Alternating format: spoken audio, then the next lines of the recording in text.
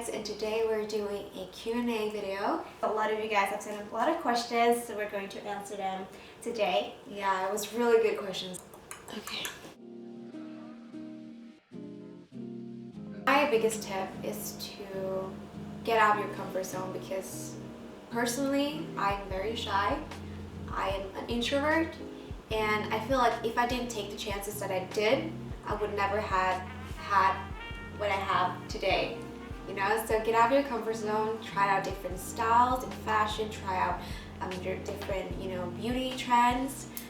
Just do something that you're afraid of, and that would inspire others to do the same. And I feel like as a blogger, you always have to be creative. When I say creative, it doesn't mean like you have to draw or you have to like write a novel or just be a good photographer. I mean creative as in find out some new content, make new content, and just get it out there.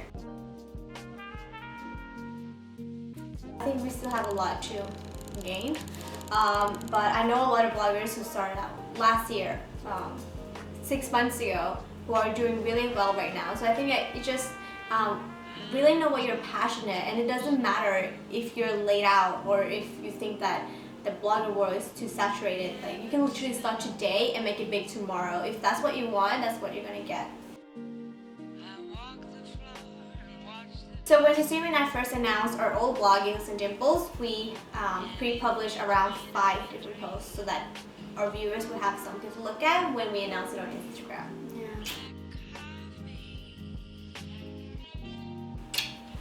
Since I was little, I've always wanted to do something in the creative field, if it is to become an author or to become a comic artist or a graphic designer, clothing designer, anything where I can just put my creativity on paper and just make it, become alive.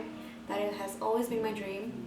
And I feel like I'm doing blogging now full time, but that doesn't mean that my dream is going to be set aside. I'm working up to it, towards it. And so I think in the future I am going to, become a graphic designer or an illustrator because that's what I wanted to do.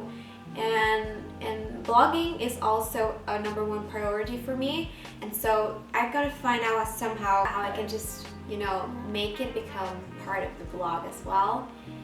And I know that with graphic design and with illustrations, it could contribute to a lot of things into Candidad, and it can make it build up Candidad even more. And so I'm going to, work my way up to it.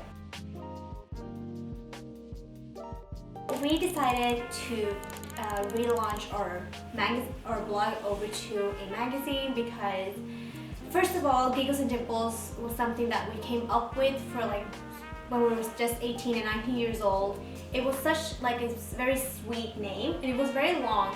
And so when people were meeting us, they would be like, "Oh, are you Giggles and Nipples? Are you Dimples and Jiggles? Are you this? Are you that?" Because it's such a long name that people can't really remember it. So we wanted something that's catchy, that's shortened, and something that would kind of represent us, but not in a cute way, but more of a mature.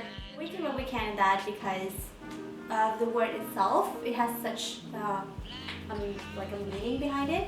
Because if you break down Candidad, you get I can and I did.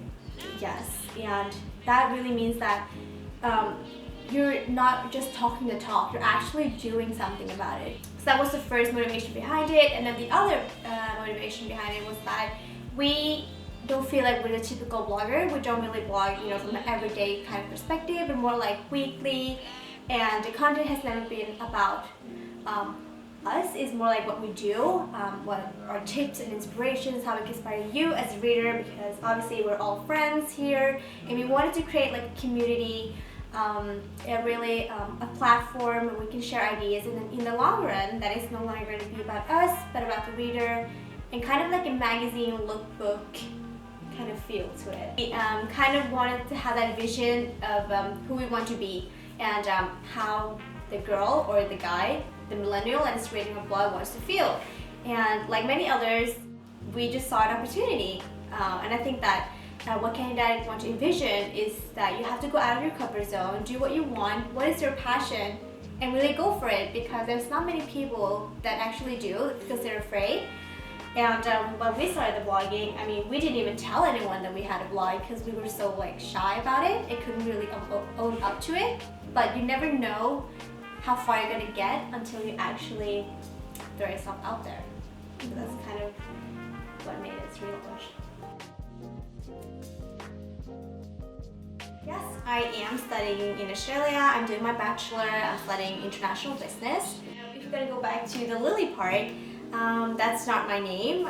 Lily is in Norwegian, that means little. So I decided to call myself like 4 or 5 years ago now, Lily Huang, which means little Huang. Now I kind of like feel like that's kind of my alter ego. So when in Australia, I feel like Alexandra is like me, the private Alexandra, and then Lily is like the blogger.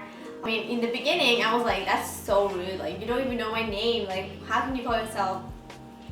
Like, you can't really collaborate with me if you're a brand and you don't even know my name. So I got offended of that. But now I'm just like, I feel like I could be a Lily. So yeah, and if you Lily would actually suit you. Yeah. So Lily Huang. Yeah, true. I guess. I hate my childhood. Susu and I are just apart by 1 year, so whenever we were growing up, like whenever like we don't all the grow. time. We don't grow. We grow and then go small. So when we do, we get together. So ever since Susu and I were little, ever since, and happily ever after. So Susu and I are just 1 year apart. My mom decided that when we go to school or when we go live with twins. Yeah, Whatever we do, we'll be a couple. We'll yeah. So if like I had ponytails like this, Susu would also have like this as well, like yes, the same ribbon and shit. Yeah, And then, we were always like color matching, like yeah, like everything my mom bought, she would buy it in like double. double. And we were all at the same height as well, because I obviously Sumi's like a little bit taller than me, so she grew when I kind of stopped. So the thing is though, I grew because I ate your food. Oh yeah. Yeah. So every time my mom would or my dad would make like food for us, she would not finish it, and I will be like really happy, like I can eat it. Like, Yeah. I volunteer as tribute. Yeah. You know, like we have like footage of it as well. Yeah. Like Sumi's eating I'm eating a chicken wing. Yeah. Sumi's also eating hers, and I'm just like take it. And she's just like yapping away, Yeah. still eating. Yeah. So I grew an inch taller because of that. So thank you. Yeah. We kind of tell this story to everyone, but it's about the time when you took Dad's razor. I don't do that. Nine the cookies.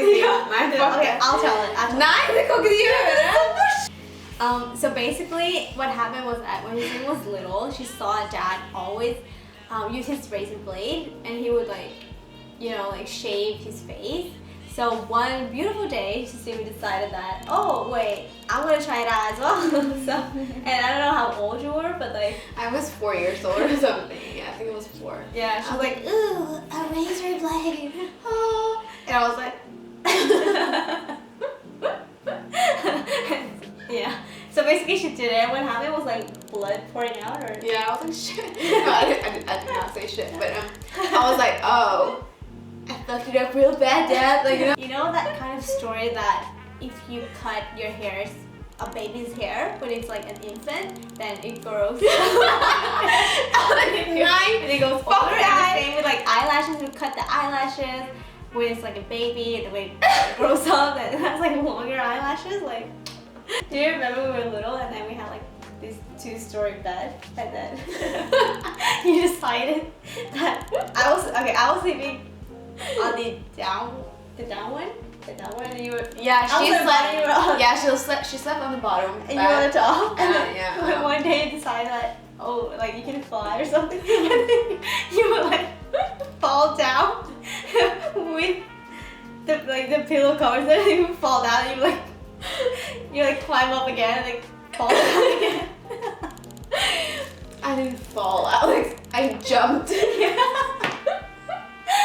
Yeah, sometimes you just have to believe in yourself, you know, like sometimes you have wings, and if you just think that enough, you fly.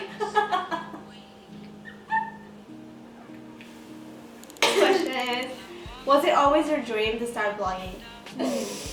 Vlogging was not my dream. It was my life.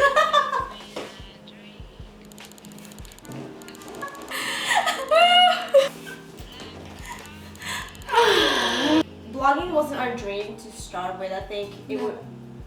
We had other dreams.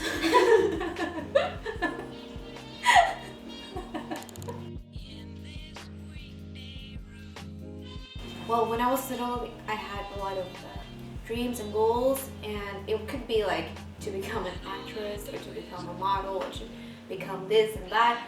But what I like about blogging is that it comes like a whole package. But one thing that's also really good is that you can kind of create your own possibilities that you don't really get when it comes to it. I don't know, working with a firm, I mean, you can work up the ladder, you can get progress in your career, but with the blog, you can kind of like create your own opportunities.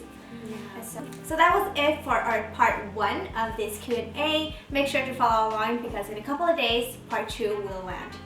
Yeah. Bye.